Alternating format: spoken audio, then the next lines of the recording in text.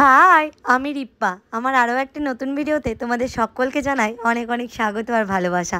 আগের ভিডিও তোমরা কারা কারা দেখেছো আমি জানি না, তবে যারা যারা দেখেছো তারা একবার কমেন্ট করে দিও। তবে আগের ভিডিও যারা দেখোনি তাদের একটাই রিকোয়েস্ট করব, তোমরা প্লিজ আগের ভিডিওটা একটু ওয়াচ করে নিও, তাহলেই তোমরা জেনে যাবে যে আজ আমি কোথায় এসেছি। তাহলে চলো আজকের ভিডিওটা এবার শুরু করি। আরে দূর, তোমাদের তো জিজ্ঞেসই করা হলো না তোমরা কেমন আছো সবাই, অবশ্যই কিন্তু একবার কমেন্টস করে জানিও। সময়ের অভাবে নিত্য প্রয়োজনীয় ব্লগগুলো আর তোমাদের সঙ্গে শেয়ারই করা হয় না। আমার ডেলি লাইফস্টাইল, আমার ডেলি ব্লগ আর তোমাদের সাথে শেয়ারই করতে পারি না, প্রচণ্ড সময়ের অভাব আমার। তবুও আমি চেষ্টা করি নিজের কিছু কিছু স্পেশাল মোমেন্টগুলো তোমাদের সাথে একটু শেয়ার করি।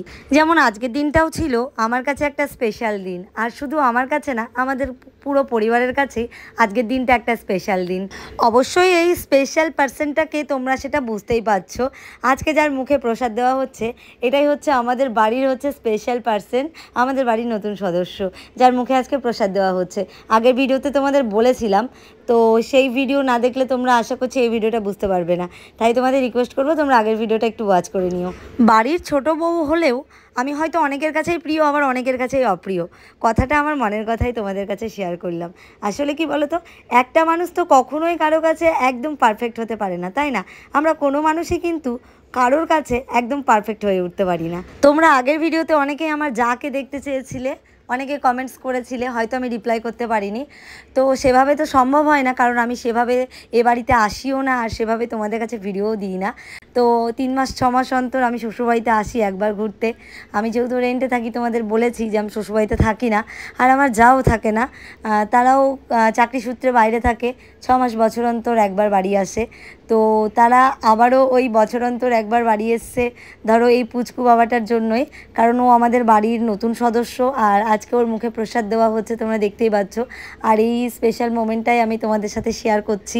বাচ্চাদের মুখে প্রসাদ দেওয়া মানেই আজকের দিনে ওরা একটু কান্নাকাটি করবেই, তোমরা তো জানোই।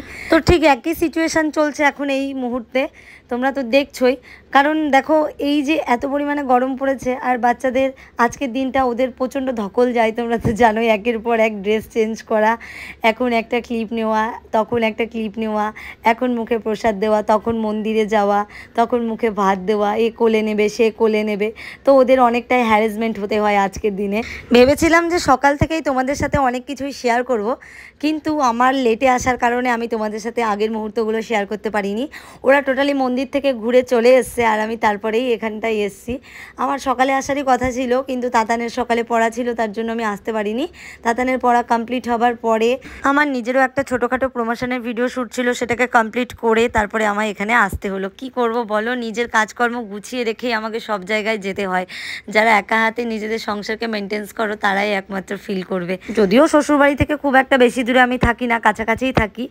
6 মাস 3 মাস না, কখনো কখনো প্রয়োজন দরকারে অনুষ্ঠান পরবে আমি চলে আসি হুটহাট করেই। কাছাকাছি থাকলে যেটা আর কি হয়। আর আমার যা তো অনেক দূরে থাকে, ব্যাঙ্গালোর থাকে, ওরা 6 মাসেও আসতে পারে না। ওরা ধরো বছর অন্তর একবারই বাড়ি আসে। মানে এ বাড়ি থেকে সেপারেট থাকার কারোরই কোনো আলাদা কারণ নেই, যে যার কর্মের জন্যই সবাইকে মানে দূরে দূরে থাকতে হয়, এরকম একটা ব্যাপার। আর আমার যাকে তোমাদেরকে কিভাবে দেখাবো, ও আর আমি তো কখনো একভাবে টানা 5 দিন 10 দিন একসাথে থাকতেই পারি না। যখন ও আসে তখন আমিও যাই, হয়তো 1 দিন 2 দিন থাকছি, হয়তো গল্প আড্ডা এসব করতেই টাইম পার হয়ে যাচ্ছে, তোমাদের সাথে শেয়ারই করা হয় না। এরকম মুহূর্তও পার হয়ে গেছে। কি করব, 1 বছর অন্তর যদি দেখা হয় তাহলে কি করব বলো, ভিডিও করব না সময়গুলোকে ভালোভাবে হেসে খেলে পার করে দেব, এটাই ভাবি। এতদিন পরে যদি কারোর সাথে দেখা হয়, তখন কিন্তু ভিডিও করার কোনো মুভমেন্ট থাকে না, তখন মনে হয় যে আনন্দ করে হেসে খেলে এই 2 দিন কাটিয়ে দিই। তবে যদি কখনো সময় সুযোগ পাই, তাহলে অবশ্যই তোমাদেরকে দেখাবো আমাদের সম্পর্কটা বা আমাদের বন্ডিংটা কীরকম। ওই যে ভিডিওর শুরুতে তোমাদের প্রথমেই বললাম, আমি বাড়ির ছোট বউ হলেও হয়তো কারো কাছে প্রিয়, আবার কারো কাছে অপ্রিয়। তাই ভিডিও করে সব কিছু সবসময় দেখানো সম্ভব হয় না। তবে এই ভিডিওটা দেখে কি তোমরা বুঝতে পারছো যে আমার আদৌ ভিডিওর দিকে কোনো ধ্যান ছিল না?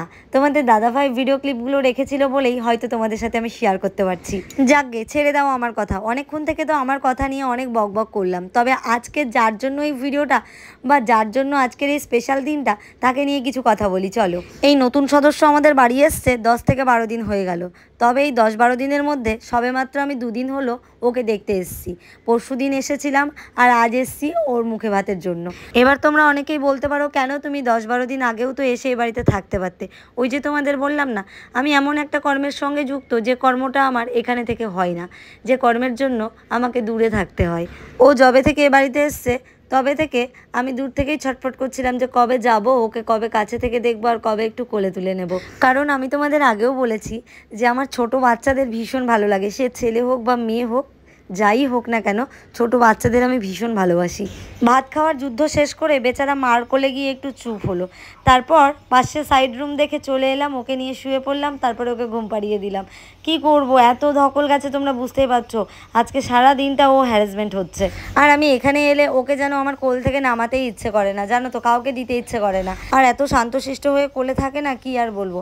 জানি না কার কোলে কীরকম ঝামেলা করে, তবে অচেনা আলগা বলে একটা ব্যাপার থাকে বাচ্চাদের, সেটা ওর মধ্যে নেই। মানে আমার কোলে এলে এত শান্তশিষ্ট হয়ে থাকে, তার জন্য ওকে নিতে আমার ভীষণ ভালো লাগে।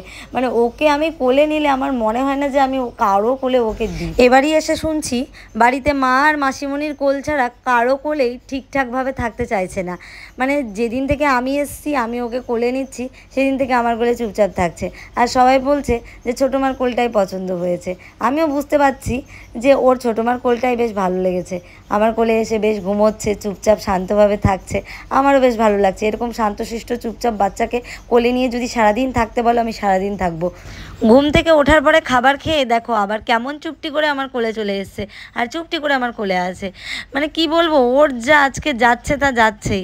আর হবে নাই বা কেন, তোমরাই বলো। যা পরিমাণে গরম পড়েছে, এত গরমে একের পর এক ড্রেস চেঞ্জ, একের পর এক ছবি, এইসব করতে করতে ওর হালাত পুরো খারাপ হয়ে যাচ্ছে।